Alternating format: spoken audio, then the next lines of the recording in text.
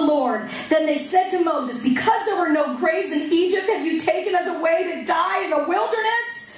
Why have you dealt with us to bring us up out of Egypt? Is this not the word that we told you when we were in Egypt, saying, let us alone that we may serve the Egyptians? For it would have been better that we serve the Egyptians in bondage. Anybody ever been there? Would have been better if I just kept my job and been in bondage than I'd be in this situation where I got to figure out how I'm going to pay the mortgage on this new business I just took out. Come on. Would have been better to stay in bondage. Y'all thought it.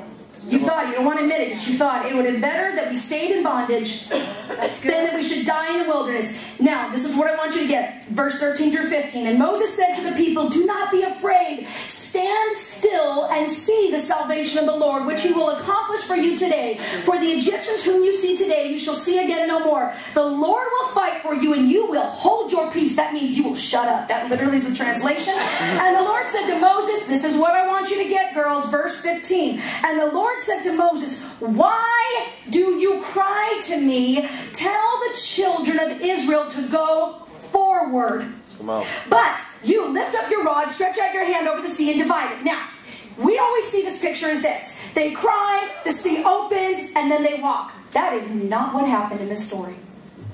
They stood at the Red Sea. They saw a closed sea. They saw a stop sign. Come on.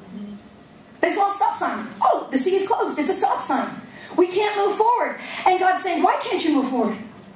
Because the sea is stopped. And then, you're not getting this. They're standing at a stop sign. What they think is a stop sign, and they're stopping, and God is saying, move forward. And they're going, but there's a sea. And he's like, and then? Am I not God? Did I not create the sea and everything that is in it? Start walking forward. They had to start walking into their stop sign in order for that stop sign to go away. Sometimes in our lives, we see a stop sign. We see a trial as a stop sign, and we stop when God says, I never told you to stop. He never told the Israelites to stop. He never told them to stop, and he said, why did you stop? Oh, but because there's a sea.